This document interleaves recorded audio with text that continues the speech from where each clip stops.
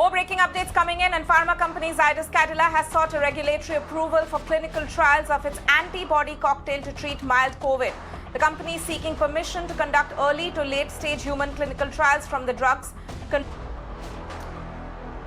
So this is the latest coming in with regard to the therapy. It's a new therapy which is being in a way used in certain cases to deal with certain cases of mild COVID.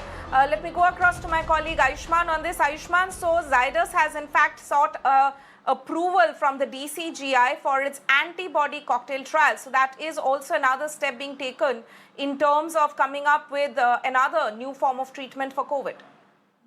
Yes, Toima. In fact, Zydus Cadila is seeking DCGI approval to undertake trials, clinical trials for monoclonal antibodies cocktail that can neutralize the COVID infection.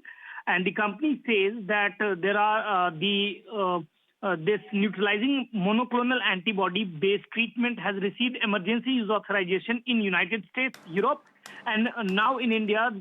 They expect that this drug is going to significantly reduce the viral load in mild patients and their hospitalization.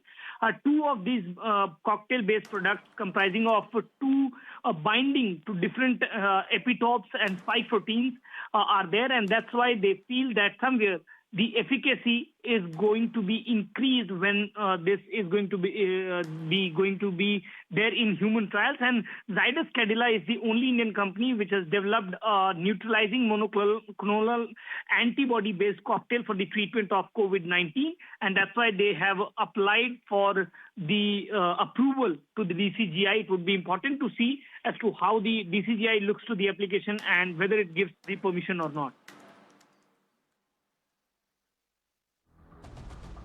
Right, Ayushman, we'll be tracking all the updates with you with regard to this. Thank you so much for joining us with that, Ricky.